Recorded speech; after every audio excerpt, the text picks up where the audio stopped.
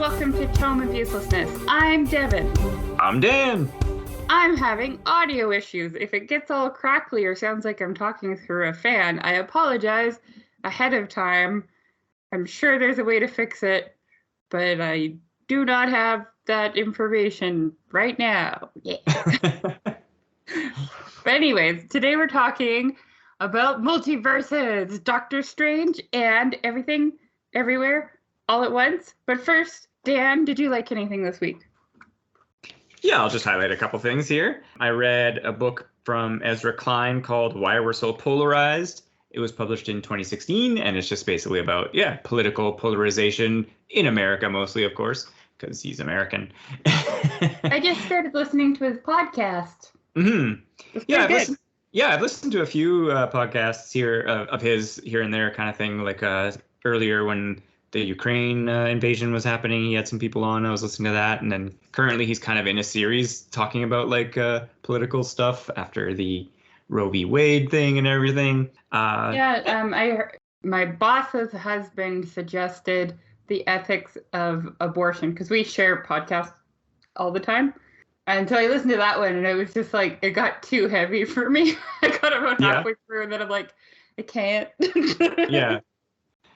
Yeah, there was one episode that was quite interesting where he interviews a guy who used to write for like Republican like think tanks, and like he was part of the Bush administration, and literally because the premise was he from his side, the Republican guy, it's like he feels like they've lost so many things and like in everything, and then Ezra's like, according to liberals are losing everything because everything's messed up.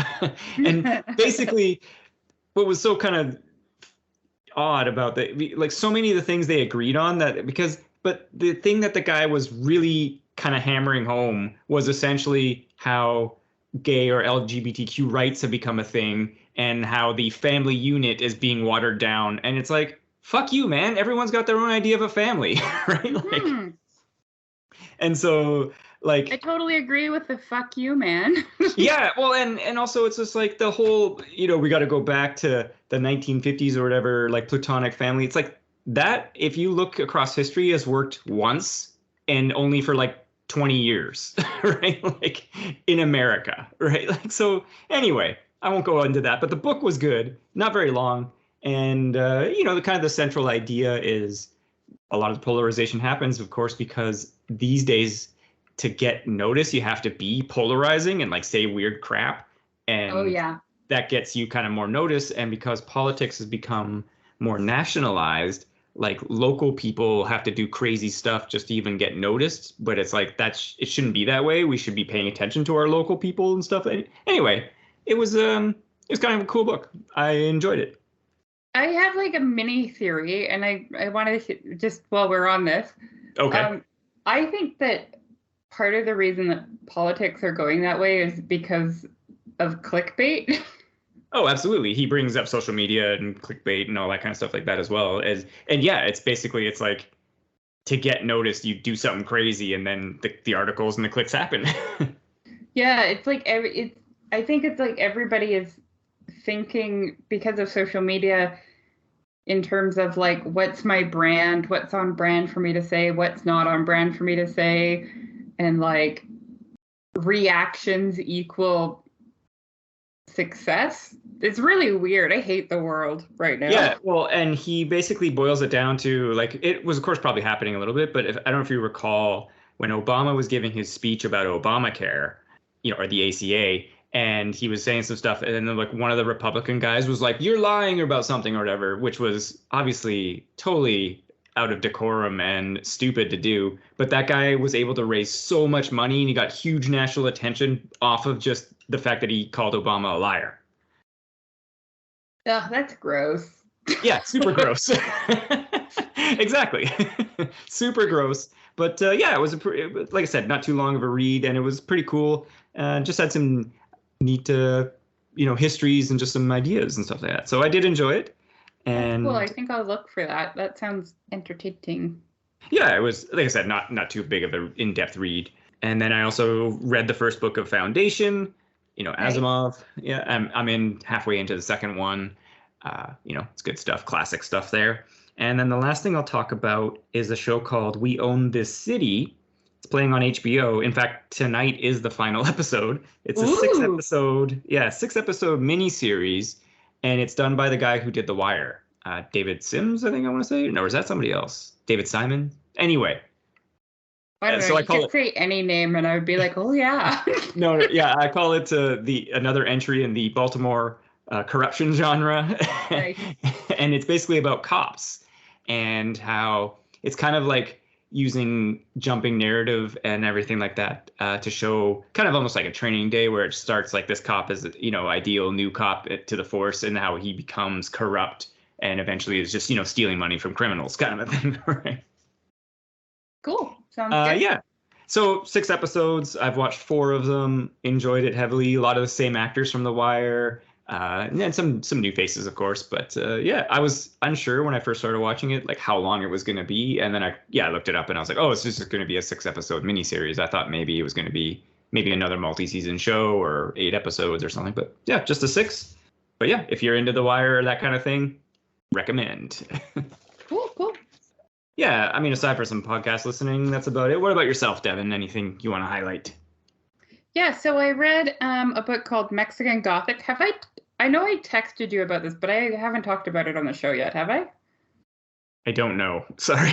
Okay, well, if I did, I'm talking about it again. Repeat. It's by Sylvia Moreno Garcia, who is Mexican-Canadian and actually lives in Vancouver, which is kind of cool. Yeah, I definitely feel like, or maybe we've spoken off mic about this. Yeah, that's possible. Who knows? Yeah. My brain's turned to mush. Anyways, if you like a gothic, gothic novel, like that whole a young woman goes to an estate that's isolated and weird shit happens, then this is the book for you, because that's what happens in this book, except it's set in Mexico instead of Europe. Oh, nice. Okay, yeah. Yeah, it's actually kind of interesting because it's set in Mexico in the 50s, and so you do get a little bit of like Mexican history, like it affects the state of the story. So yeah, I don't know. I liked it. It's not a difficult read. It's only like 300 or 400 pages, so it's a quick read. Yeah, I enjoyed it. Nice. Fun. Yeah. Then I also read The 7 Husbands of Evelyn Hugo by Taylor Jenkins Reid, which is, I don't know how to describe it. It's a story of a movie star who has had 7 husbands, and she's going to do an auction of her most famous gowns, and she requests a very specific junior writer from like a Vanity Fair-esque magazine to interview her. Mm-hmm. And then she just talks. She goes. The book is divided up by husband. So each like section is a different husband. And again, not a difficult read, entertaining. Like 400 or 500 pages, kind of short. I liked it. Nice. It wasn't the best thing in the world, and it wasn't the worst. Glowing reviews from Devin. Yeah, I mean, you finished it. That's obviously you were entertained. I finished it. I did not pull a Dune and only read the first paragraph and then throw it across the room. I'm watching All Stars 7 for RuPaul's Drag Race. It's a winter season. They've changed the format so no one gets eliminated.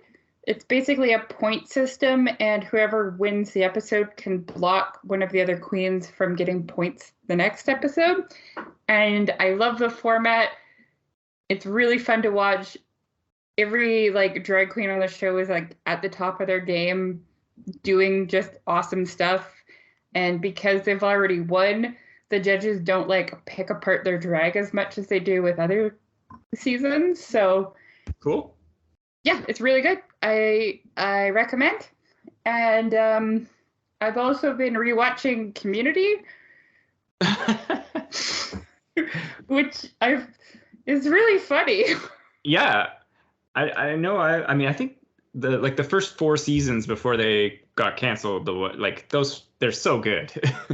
Yeah, I'm really enjoying it. Like Tony loves the show, so we've kind of just been jumping around to his favorite episodes. But like, yeah, it's really fun. It's a fun show. It is. Really, It's the more I age and watch it, the more I'm like, I relate to the Dean the most. Yep. nice. So yeah, it's also good.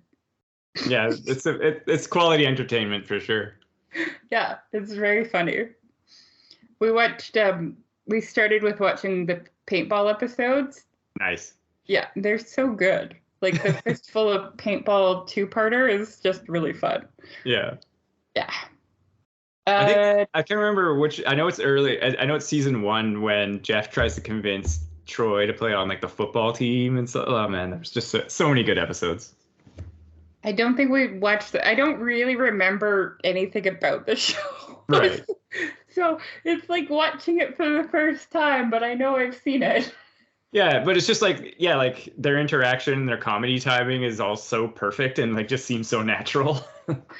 Yeah, I think there's like a little bit of wholesomeness to it. Like they start off kind of mean to each other and then they're just really become friends, and I think that helps me enjoy it. I don't like it when people are just mean to each other. Like rewatching like Friends or like clips from Seinfeld and stuff, I'm just like, why are they hanging out? They don't seem to like each other. Yeah, and like Don Glover and Danny Pudi and stuff like that. Like all their, Troy and Abed in the morning. It's just like it's so good. The best is Troy and Abed in the morning. Nights. Yeah. I love that too. So good. Nice. Yeah, that's it. That's all I got. Cool. Nothing else is worth liking. Well, except for the 2 movies we watched. Yeah, well, one I liked a lot more than the other, but which one? I'm not sure. How do you want to do this? Should we talk about one movie and then the other movie? Should one of us talk about one movie while the other one talks about the other movie so that we're like really confusing? Well, I figured we could start with the Multiverse of Madness, talk about our thoughts about it, and then, go into the next one, the Everything Everywhere All at Once. Sounds good to me. Yeah. So, Doctor Strange in the Multiverse of Madness is the sequel to Doctor Strange, period. Yeah. It's directed by Sam Raimi. It's a Marvel movie, so it's pretty good. Yeah. It's written by Michael money and Walter. they know how to make movies. The end. Yeah. They do. They really squeeze out. This one has a slightly lower budget of $200 million. I mean, oh my God, pennies. Still a ton of money. But you got to imagine 99.9% of the movie has a CG shot. So like they spent their money because everything looks amazing. I think everything looks all right. Really? I thought the graphics and the CG was really good. It depends on the scene. There was parts of it where... Okay. Here's my beef with the movie. Yeah.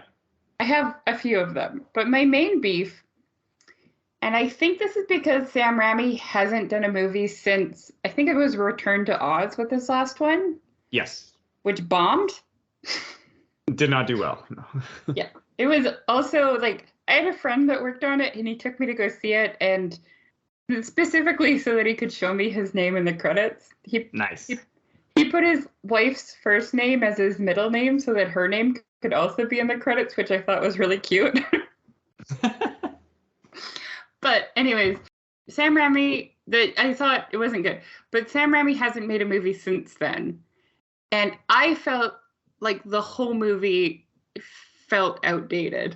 I felt like it had a feeling like it felt to me like Sam Raimi was out of practice and that this movie belonged in like 2010, not 2022.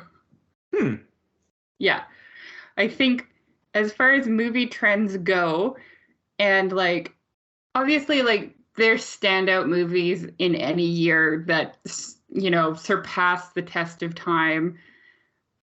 But to me, this movie, that wasn't it. It felt dated to me. Oh, That it's was my interesting. biggest beef. Like just the dialogue, the timing, the sequence of events, and even a little bit the CG. It all felt like 10 or 12 years older than it should have to me.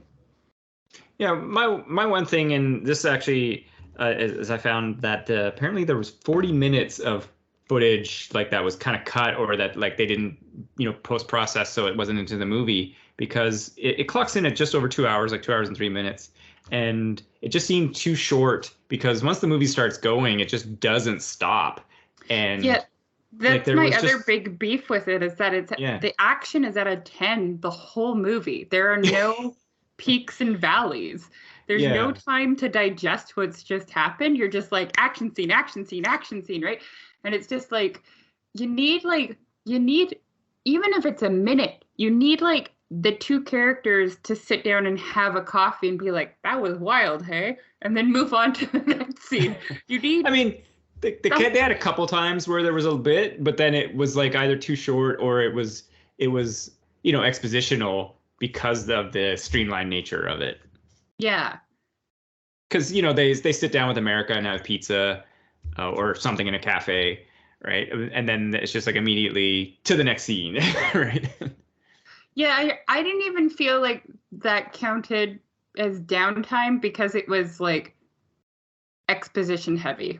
Yeah. No, that's exactly what I mean. Because it would have Yeah. been nice, like, to have maybe one more scene, maybe two if you want, to build up that Wanda's the villain, because it's like Yeah, that was immediately. handled so poorly.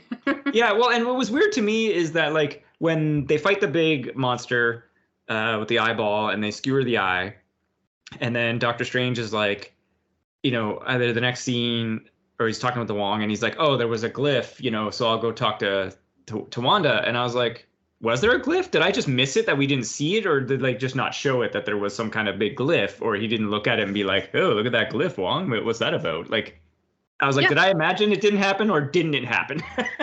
I mean, I don't remember it happening, but there was so much going on the screen that I don't think I would have noticed anyways.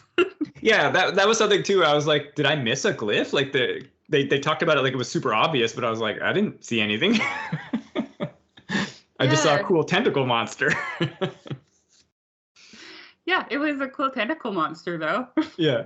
Well, and here's something to go back to your point with the Sam Raimi, maybe a little bit dated, is that because it was written by a different person, and Michael Waldron was the writer, and I was reading a little bit where he, like the dead strange at the end, he was reluctant. Even Sam Raimi was reluctant to put it in the movie because then they were like, oh, it's just Sam Raimi doing Sam Raimi things. But the writer was like, no, it would be super cool. I really want to put this in there. Right. So, oh, really? Yeah. So there could be some of that stuff, like you were saying, that it might not be all on Sam Raimi. Like, it's obviously a collaborative effort, but maybe the writer had a little more juice than thought, or yeah. So there was stuff that was in there that was like, he wrote it because he was like, yeah, this will be sweet. Right.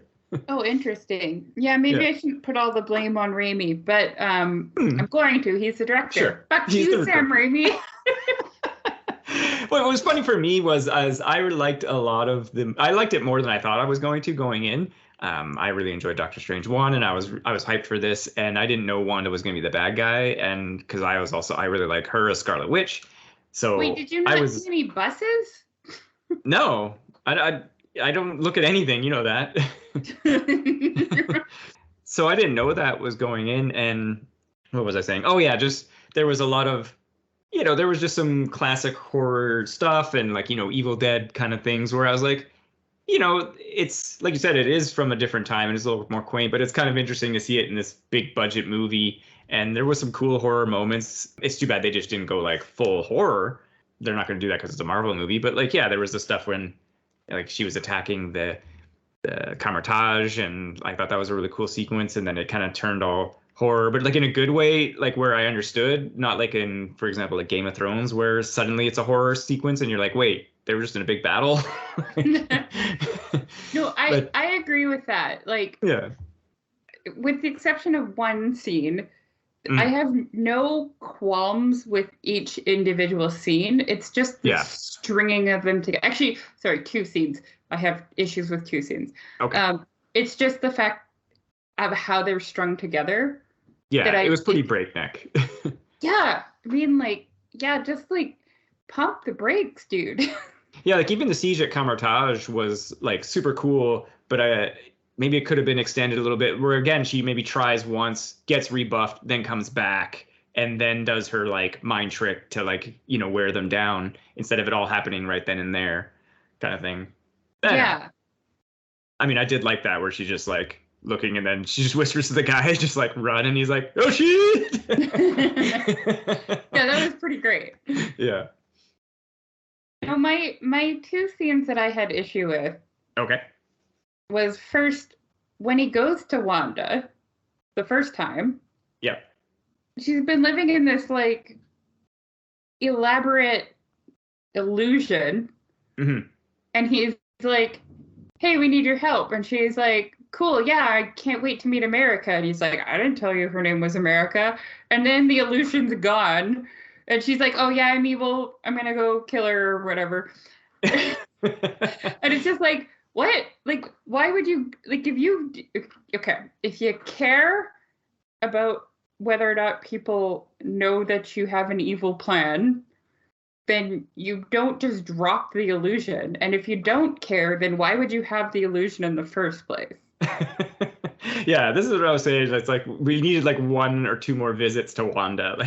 Like she gives him she says some stuff, he goes away, doesn't work or whatever. Another monster shows up or something, and then he comes back and he's like, hey, Wanda, we really need your help. Something's going weird. And then it's just like, wait a minute. It's you, Wanda. Or like she goes with him to meet her somewhere and then something attacks and he realizes it's not attacking her or something, right? Like anything. Right. Just like the whole like, no, I'm real good. No, you're not. Ah, yeah, you're right. Yeah. Yeah, like maybe like you're saying that she doesn't drop the illusion, and then when Strange leaves, she does, and then we see the devastation that around her and the illusions dropped or whatever, and you're like, oh crap, right? Yeah, like some tension or something. Yeah, that's fair. Also, she's like pleading her case a little bit. Like she's like, I only want America. I don't want to attack your place. So just give her to me. So why wouldn't she just like be like, oh yeah, I'm coming and helping you guys? Like she's smarter than just blurting out the name. I don't know. It just bothered me. Yeah, that's fair. I mean, she made a mistake. She slipped up. I don't know about that. If they showed us a reason why she slipped up, if they showed us that she was like under a lot of mental strain, if she like looked like she hadn't slept in 3 weeks, something like that, I'm like, okay, I understand the slip up. But the slip up was so, they didn't like draw attention to it really when she was doing it. Like they didn't show like an oh shit look on her face or like Strange kind of figuring it out. She was just like, oh yeah, I can't wait to meet America. And then he's like, wait, I didn't tell you your name is America. There was no like tension or anything interesting happening in the scene.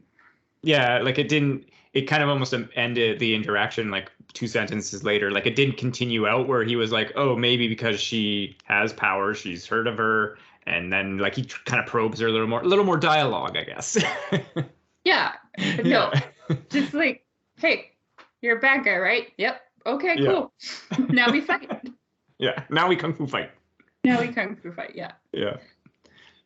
The other scene that I had a real issue with is when Strange fights Strange. I've already talked to you about this off mic. Yeah. But the music fight was so stupid and cringy to watch. Apparently that was something like an artist storyboarded the idea, and then they just liked it and ran with it essentially. That is fine. If you want to put that in there, then you need to just like 30 seconds where Strange tries to use his powers in that dimension and they don't work, and he figures out though, like in the fight, that if he uses something from the environment, he can manipulate it. Do you know what I mean? Because it just, like, he's never had to use musical notes to fight anybody ever before, or any other sort of, like, item around the house or anything like that. Like he's always just been able to use his magic. Yeah, he just makes magic. Yeah. So why would he use something so stupid and like and cumbersome in that moment? Like yeah, why is that the moment he just tries to, it's the first time he tries to do orchestra fighting? Yeah, for me, like I said, I liked the idea of it in like I'm just trying something and it worked, but then he uses it like once and then continues on, not that they both start doing, fugue and minor D and fight it out with it, right? Yeah, it was so dumb. And the visuals looked really stupid too. Like having little music notes fly through the air is dumb. Yeah. Save it for the Dazzler movie. It's stupid. Yeah, I was gonna say, yeah, like it seems like it'd be in place somewhere else, but not in this. Especially considering everything we'd seen up to that point. Like, we'd seen so many other wild attacks and dragons and snakes and Wanda just destroying people that you're like, this seems out of place. Oh, totally. I do want to say though, credit where credit is due. I did enjoy the sound, like the Foley that went with the music fight. I thought that was well done, but the concept and the music notes were stupid. You're not a fan of that. Yeah. Nope. Yeah, and just kind of going back to some of the effects, like I liked the look of America's portal power, like it just all was like cubed and squared in the star and everything. That looked all really cool to me. Yeah. I also, shout out, of course, Elizabeth Olsen. Apparently she flew to go work on this 2 days after finishing WandaVision. Holy crap. Yeah, so she was pretty busy during that period, but I thought she was really good and everything with her, like when she's like Sam Raimi witch, like just murdering everybody in universe, what was it, 866 or whatever, was pretty sweet. Yeah. Yeah, Elizabeth Olsen is just a really good actress and I always enjoy her. Yeah. But like that was pretty sweet where she takes over her multiversal self and then just starts going on a rampage. Yeah. Yeah. That was pretty excellent. Of course, the Illuminati cameos by everybody was kind of fun. Like I wasn't expecting Patrick Stewart in there. John Krasinski as Mr. Fantastic, who gets spaghetti-o'd. And Ensign comes back. I enjoyed Captain Carter was great. Yeah. I thought that, I don't know, again, just a difference of opinion. I thought that Patrick Stewart was a little bit hokey. Yeah, but that's the point. Well, okay, that's fair enough. But it was just kind of interesting, and it's just a fun, or not fun, but it's kind of like because it's a different universe.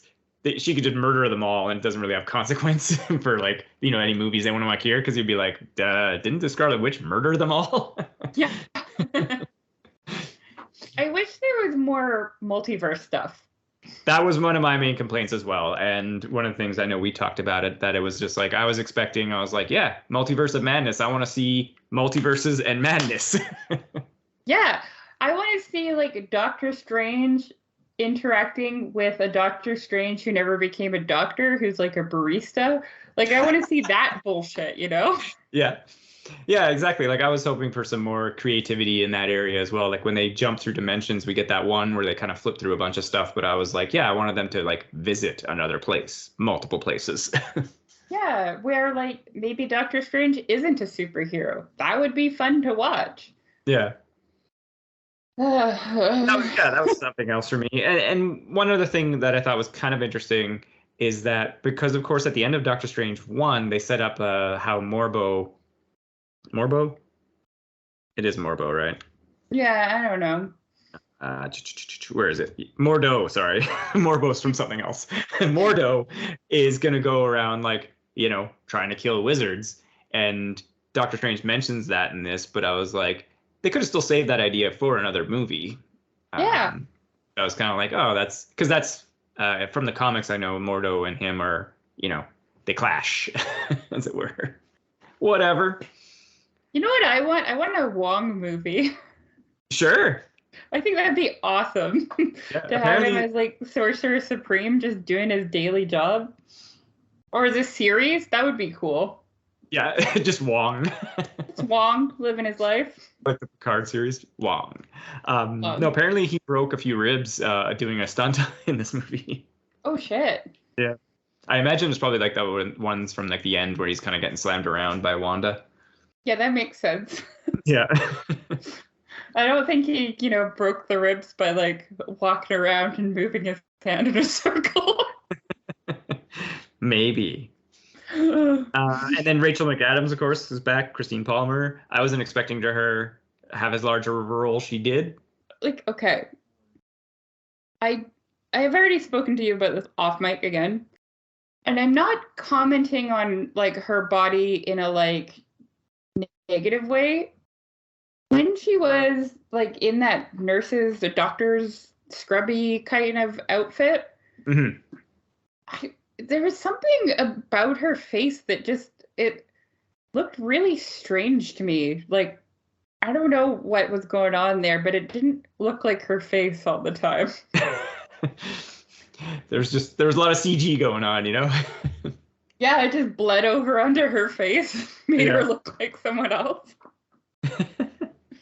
Wasn't as much in the wedding scene, but like in all the scenes that she was like wearing the scrubs with her like hair tied back, I was like, oh, it's her. It doesn't look like her. Yeah, it could just be like the way, they were makeup and lighting, and like I said, the hair just altered. I know that, that you can alter people's look with that way. Yeah, that's true. That's true. Yeah. Anything else you want to say? Concludes classic villain style where she reveals herself to be the monster, and then her goal, they're afraid of her, and then she's like, oh, I am the monster, and kills herself. Yeah, or does she? I was hoping not, because I was like, I hope she could come back. We don't see her body. True, we just see the big flash of red magic and the entire of whatever it was called, Gorogoth, collapse. Yeah, it could have anything could have happened. Of course, yes. I was kind of like, oh, but she's been corrupted. And also that was one thing that's kind of interesting too, because the book that she uses and the one that Strange uses to take over Dead Strange and gives himself the third eye, because they're like, hey, it's too corrupting and blah, blah, blah. And it gets destroyed across all the universes. But Doctor Strange very clearly says in the first movie how he has a photographic memory. So he does have a copy of that book technically in his brain. Ooh, so maybe there's something they could do. He's gonna do some mischief, hey? Well, he's clearly a little corrupted with the third eye already, and he's that woman he goes with Charlize Theron, Clay, or I don't know, Clea. She's Dormammu's niece in the comics, and eventually becomes his wife. Oh, interesting. Yeah. So they're definitely going to get up to some mischief. Yeah, this sounds like it. Yeah. As negative as I am about the movie, it is still a Marvel movie, so it's good. Yeah, I mean, I think like we've talked about before, and I think, like you were saying, or Jay was saying from Red Letter Media, it's like there's like that bar, and some dip above, some dip below, some go above, but like there's a constant quality there. Yeah. I mean, yeah, like it's not a bad movie at all. It's just not my favorite. I was talking to someone who said that they loved it, but they didn't like the first one at all.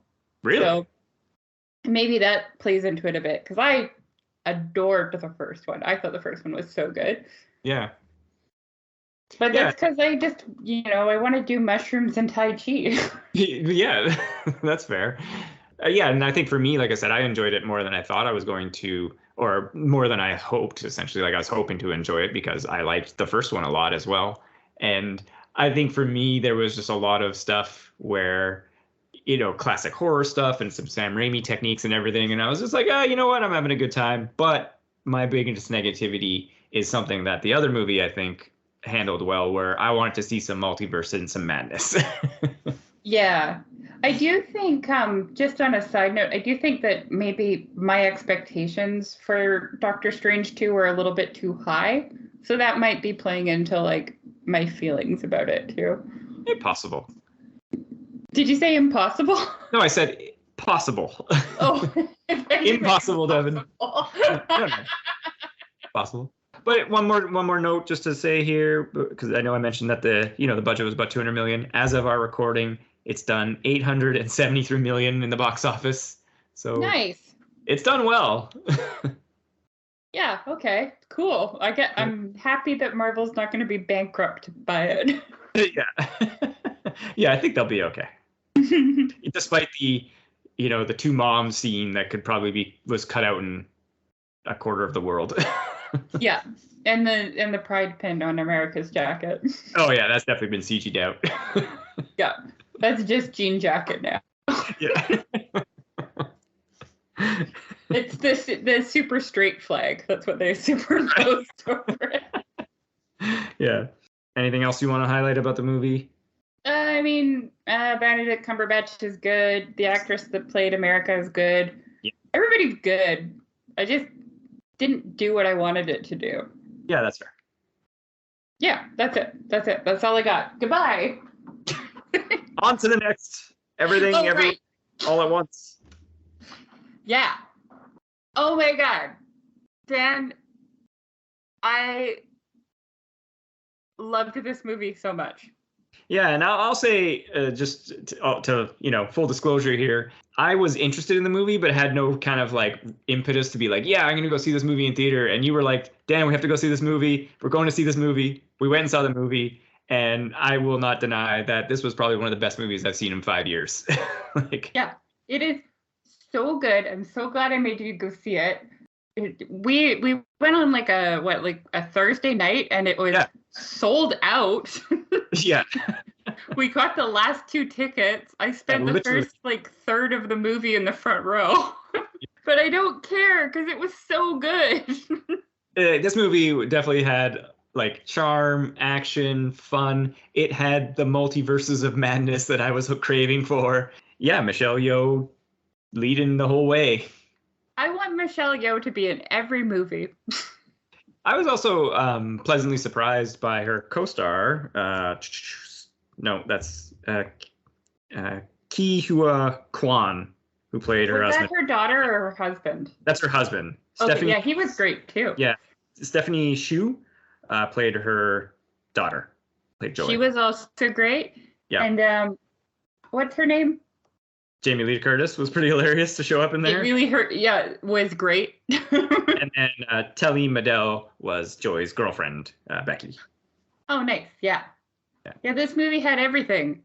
Kung fu fighting, gay, multiverses. Yeah. It ticked all my boxes. Michelle Yeoh. True, yeah. But yeah, aside from your initial thoughts, continue on with your initial thoughts that I interrupted there. Everything about this movie is good. There's no weak points. It's 100% for me. There's nothing I disliked about it. I wish that I could just wake up and watch it every single morning. I don't know what else to say. There's no, like, that soundtrack was good. Like, everything was good. Everything was so good about this movie. Going in, I knew very little. And you were like, it's Michelle Yeoh, like in a multiverse, and her other copies are doing stuff, and she's doing it. And I was like, okay, yeah, cool. And I was like, it sounded kind of neat. And I think I had seen the poster, so I had no other ideas going in. And I was just like, yeah, it was so entertaining and so creative. And they used, again, this very small budget, $25 million for this movie. And yeah, they kept it, small location. It was mostly shot in this one office type building. They didn't have to go there, but yeah, the actors all did all the stunts they could, and there was the stunt guy, like the shaved head security guy, Kim, and him and the other guy that Michelle Yeoh fight when they have the trophies up their orifices. Yeah. Those two, they're like brothers, and they're a stunt team. They were the stunt coordinators. Yeah, and, I believe it. Yeah, so they were the ones who were coming up with all of some of these creative ideas. And of course, they were heavily inspired by Jackie Chan and other kung fu movies. Michelle Yeoh herself, of course, has done action movies for a long time. So the fanny pack kung fu scene, the actor, he took one home so he could practice it and stuff like that. And he nailed it in 1 or 2 takes kind of a thing. One of the concepts of this movie that, core concept that I thought was so cool was that she was the chosen one because she was bad at everything. Yes. And like in the movie, every choice you make, it branches off to another reality where like, so if you like took up singing, for example, there would be another branch off where you were really good at singing, if you're not good at it in this one. And so she borrows abilities from her other selves in the other dimensions. And I love that concept that she's the chosen one because she's bad. Yeah. Yeah, because then I also just love the concept of like borrowing abilities. Like the scene that stood out the most for me is the riot shield fight where she gets she finds a reality where she was a pizza sign spinner, and then she uses that skill to fight with the riot shield. Yeah. So good. Yeah, and then even later, she finds one where she's a chef, and so she's using like a spatula and a spoon to fight. Yeah. Man, I don't want to say too much because I want people to go see it. Yeah. But the Raccoonatouille, or what was it called? Ratatouille? Yeah, basically. There is a reality where she's like a chef and her coworker is better at being a chef than she is, and it turns out that he has a raccoon on his head that's controlling him like the rat in Ratatouille, but he's the raccoon, so it's Raccoonatouille. It's so stupid, but it worked so well in the movie. Well, and it was just so unexpected because up to I think that point, like nothing's like that has happened, and then all of a sudden it's just like raccoon on a dude's head, and you're like, what? Yeah, I mean, or was that before or after the hot dog hands reality? Oh, I don't recall, but yeah, like it's like when it starts, it's fairly grounded and based in reality until it's not, and then it just does everything. Yeah, everywhere, it just keeps, all at once. Yeah, like it just keeps accelerating and expanding in its wildness, because it's like even when she first kind of travels and it's just like, oh, she's getting a message from her husband, and that first scene where he kind of is like jumping around and doing stuff, you're like, okay, something weird's going on, but like you said, it's just more like action grounded. And then it's just like you said, she's doing pizza skinning or spinning. She's using her singing ability to hold her breath longer because she can. Like it's, she did that, her crazy pinky kung fu. It's just like, oh God, this movie's going crazy, like off the rails in a good way. Part of the way that they access their other abilities is that they have to do something kind of like outside of the norm. Yeah. To basically like align whatever to get the ability. So she's just, I can't even think of, she's like eating weird stuff and doing weird stuff to get her ability. Like she chugs a 2 liter of orange pop and then she's able to do something. Yeah, it's just like that initial until she basically unlocks her full potential almost in a sense. Yes. Yeah. I can't remember what I was going to say. Oh, I liked when Jamie Lee Curtis was being a sumo wrestler. That was kind of fun, too. Yeah. Well, and again, to go back to its escalation and stuff like that, like eventually her and Joy start like just dimension hopping, essentially, and then like Joy is creating every kind of weapon possible that you can think of. And then eventually they're in a reality where they're both rocks and they're just sitting on a cliff. And I was just like, what is this? Like, we just finished watching like a 30-minute crazy action scene. And then now we're just like 2 rocks chilling. And I was just like, this is some bold filmmaking. I love it. Yeah. And when you get to that rock scene, there's no music and there's no dialogue. It's just the sound of the wind and you get some subtitles. Yeah. It's so good. Yeah, it was just, again, because this was a smaller project, and clearly it was Dan Kwan and Daniel Schnert. I'm sure I'm pronouncing that incorrectly, but they wrote and directed it. So it's just like they were doing what they wanted. The thing is, like, as crazy as it sounds, it also had a lot of like heart. The last 20 minutes of the movie, I spent like sobbing, which was hilarious because I started in the front row and Dan was in the back row because there were only 2 seats left. And then the people beside Dan left, so he came and got me. And so I was sitting up there with you for what, like 30 minutes about? A good chunk, yeah. And then they came back. And then so when they came back, I went and I sat in like the wheelchair assistant chair, which is like on a platform where you're by yourself. So I was like on my little stage just sobbing for 20 minutes. And I didn't care because the movie was so good. I didn't go to the bathroom the whole movie. I was glued to the screen, which is very unlike me. I go to the bathroom like 20 times usually in a movie. Yeah, it was very captivating, very much drew you in. And yeah, like you said, that ending was definitely full of heart and everything. Like, despite all the big action scenes we've seen, and then it really slows down, and then there's like another big action scene, and then it really kind of slows back down, and yeah, it just really kind of keeps you in it. Yeah, so good. Mm-hmm. Well, and I liked how she at the end, she kind of resolves her story, but she also resolves all of her like counterparts in other dimensions at the same time. Well, and here was something I was kind of thinking about yesterday when we were talking about recording was like, and you know, this may be too artsy and I'm reading too much into it, but it almost seems like the movie is answering the question of like, what would you do if nothing mattered? Like that realization. And one direction is to go the way of Jobu Tabaki, which it's like everything must die, full existentialism or whatever. But the other way is Evelyn's way, which is at the end anyway, when she realizes it's all about connections and being with people and making that joy for yourself in your life. And that's cool. I don't know. Yeah.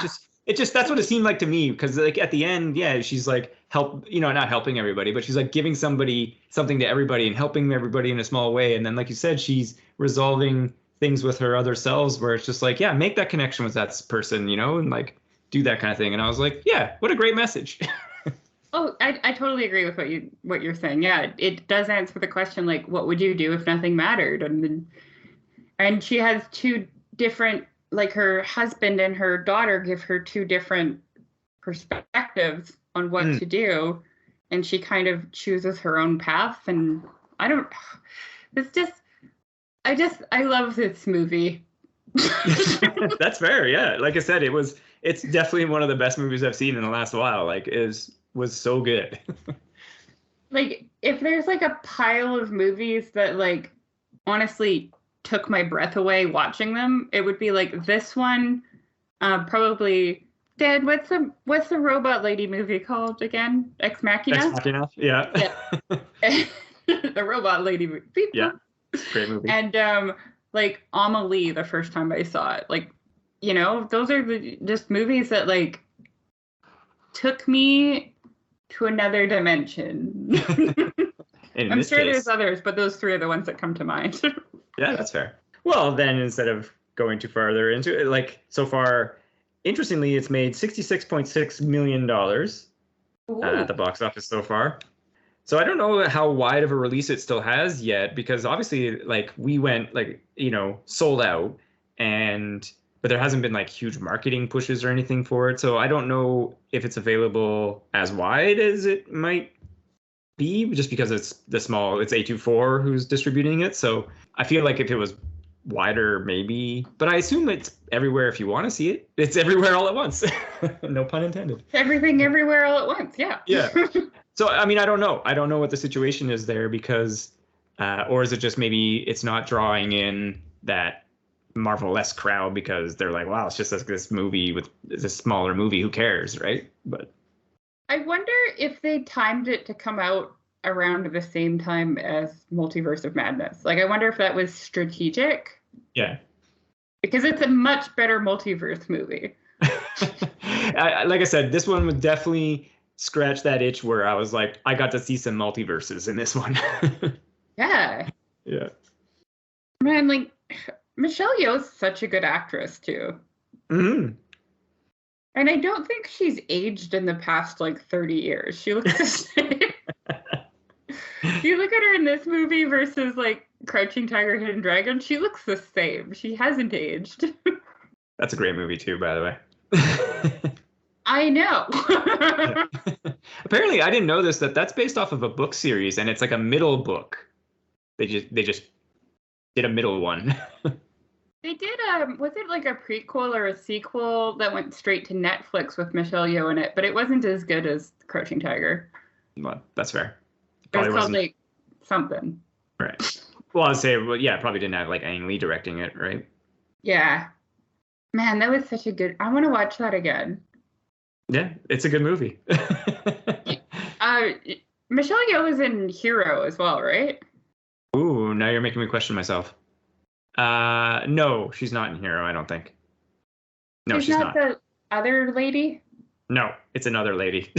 Oh, okay. I don't know her name. She's great in Crouching Tiger. Yeah, she is great in Crouching Tiger, Hidden Dragon, yeah. Yeah, I don't know the name of the other woman, but because it's Zhang Ji and a different woman. They probably offered it to Michelle Yeoh. Maybe she was busy. She's like, nah, I got shit to do. Thanks, though. Yeah. And then she said, Michelle Yeoh out, and dropped her phone on the floor. Yeah, pretty much. Yeah, pretty well, sure. And of course, like, you know, you read stuff, and I'm sure like this happens all the time and with script writing. The writers, when they were writing the script, you know, had a Jackie Chan-esque person in mind for the movie. Because it's like, well, yeah, if you're going to write a martial arts movie that has wild, crazy stuff, Jackie's your guy. Right? Obviously, yeah. Yeah. But it's like, you know, you just draw inspiration from that, right? Yeah. Like the bus scene in Shang-Chi, yeah. Yeah, thank you. That was a very Jackie sequence. Yeah. That was such a good fight scene. It was. Michelle Yeoh is in that, though, right? You are correct. She is in that. I want to watch Hero again. That's such a good movie. It is pretty good. I very much enjoy Hero. I really like its color palette. Yeah, I was just thinking about that. The color palette of that movie is so good. Like, it's such a strong way to tell a story from different perspectives by, like, changing the color palette. Yeah. So good. Yeah, you got Donnie Yen in there as well. I know, and I love him. And yeah, am I wrong? Maybe because he's got the beard, but the guy who plays Broken Sword was in Shang-Chi. He was his dad, wasn't he? Oh, I have to look that up now. Sorry. This is the segment called Devin and Dan Don't Know Actors' Names. Well, he has a very similar facial structure. I'm looking it up right now. Yeah, like I could be horribly wrong, of course, because he plays Broken Sword. No, it is him. It's Tony it's totally him. You're right. Yeah. It is him. Yeah. I'm not wrong. Haha. But yeah, so he's in there too. Yeah, Hero is one of my favorites. I really enjoy that movie. It's I swear I watched it like 20 times a year for like 3 years. Yeah. This is so good. I think it was when I moved out on my own, it was one of the only movies I had on DVD. So it was like that and like He's Not That Into You. So I used to just watch Hero all the time. Yeah. Yeah, switch back and forth. No, just mostly watching Hero. just mostly Hero. Fair enough. But yeah, I mean, I guess like you're saying, you don't want to get too much. I mean, I know I've already kind of spoiled more than you were probably intending to about the movie, but I also agree 100%. This movie is excellent and entertaining and totally worth your time to watch. Go see it if you can. If it's in your area, do it. It's so good. You will. I mean, there are parts of it where I could see like the trophy fight might not be for everybody, but I enjoyed it. Yeah, this was something that was interesting, and we were talking about it when we left the theater, is that in Canada, it's rated PG. Yeah. And there was an F-bomb, and there was the trophy fight, and there was some other stuff, and I was like, really? So I guess, but because in America, though, this has a much higher rating. Maybe that's throwing it off its budget or its box office returns. That is possible, yeah. Because I was like, interesting, but I was like, yeah, you know, like, it's not like anything was horribly offensive. So, what's the director's name that did your favorite movie, Annihilation, and my favorite movie, Ex Machina? Alex Garland. Yeah, his new movie, there's a trailer for it on Everything Everywhere All at Once. His new horror movie, Men, looks really good. I really want to go see it. I haven't had a chance to, and I should have gone and seen it already, but... Oh, is it out? Yeah. Oh, I'll go see it with you if you want. We can do a review on it. Nice. We can review Men. Patriarchy, the movie.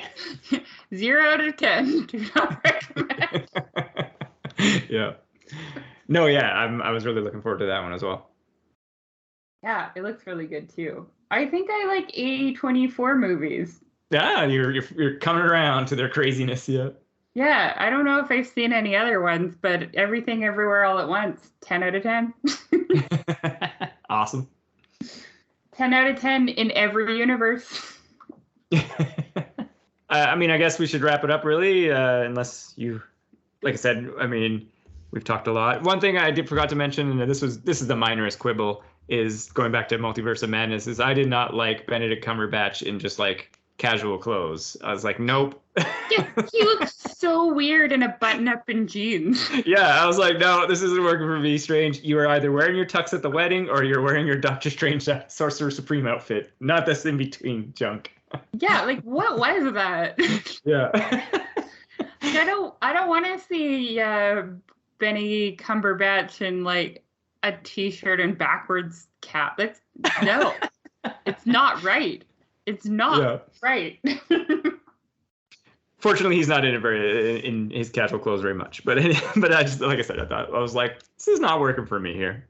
No, it's real bad. It was like he had too many buttons done up, maybe, and like the shirt looked like it was a little bit too short or too long. Like I was about to say, yeah, because he's taller, or maybe just because he has a lanky figure, that it's like he has to have more buttons on his shirt.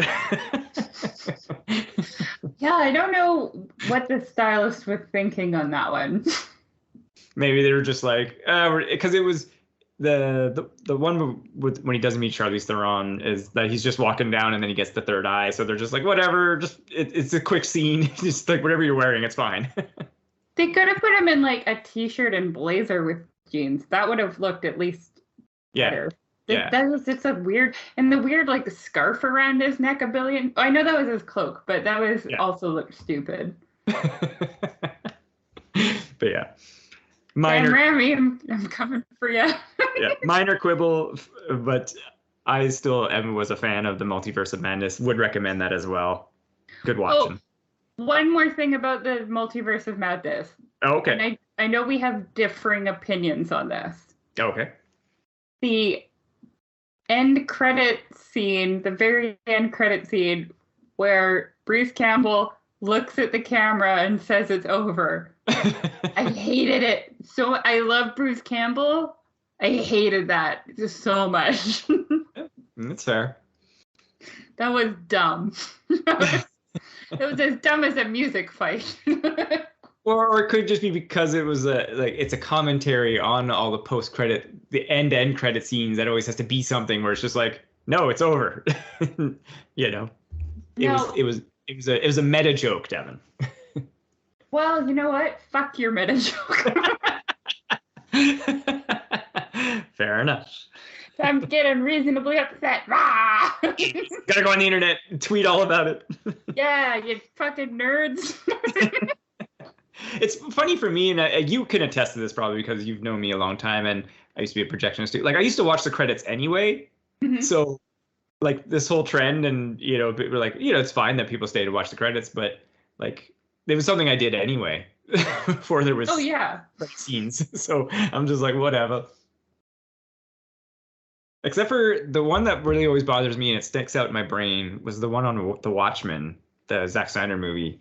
And I know he didn't get to choose the music after the movie ended, but it's like you just watch this 2 hours and 30 minutes of like a deconstruction of superheroes. The world has been destroyed mostly, and then it has this annoying, crappy rock song, and it's just like, dude, I want to think about this. Give me just some score here. You know what they should have used? I Need a Hero. Sure. Actually, sorry, real quick about the score. I was surprised that it was a Danny Elfman score for Multiverse of Madness, because it didn't sound like a Danny Elfman score to me until the final credits. And then I was like, this sounds like a Danny Elfman score.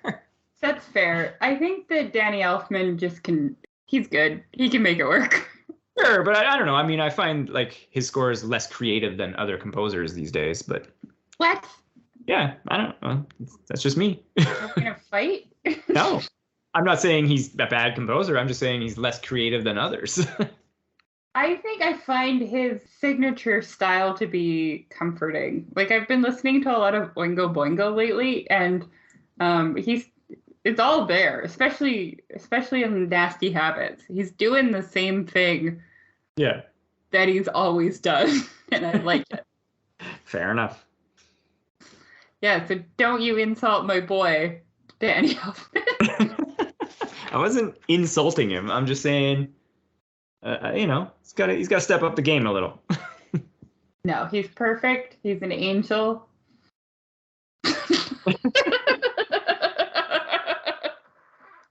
One thing I wanted to say, sorry, about Everything Everywhere All at Once. I know I keep on saying we should have wrapped up, but again, this is not a huge spoiler, but I was almost expecting the twist to be that the Alpha universe, well, I mean, it kind of was. It was like they were the bad guys, like the entirety of the universe, not just like the one thing that she did in that universe. And they didn't go that way. The baking of her child. No. Wait, is the Alpha universe where the bagel was? No, like the Alpha, like that the bagel was in its own like pocket universe essentially. Okay. Oh, you mean where her like husband comes from? Yeah. Okay. Yeah. Oh, I get what you mean. Yeah. Yeah. Because like her dad, James Hong, he's all like, you got to murder your daughter, and she's like, what? So I was expecting like that it was, the twist is that the Alphaverse was like the bad guys, but that didn't go that way, and that's fine. I think that the twist was that everything was twisted in it. Well, it was all on that bagel. It's true. Let's wrap it up before we spoil too much. Yes. Everybody go see this movie so that they make more movies that are this wonderful. Yeah. Yeah. And if you like us, then you should say hi. Yeah. Share it on iTunes, rate and review, and all that kind of good stuff. Yeah, get everybody to download our episodes. Email us at tomeofuselessness@gmail.com. We would love to hear from you. We want to know your thoughts, feelings, your hopes, and your dreams. You can go to the website, which is tomeofuselessness.com. We're on Instagram, Tome of Uselessness. Stay safe, and thanks for listening. And bye. Go jump across some multiverses. Pew, pew, pew.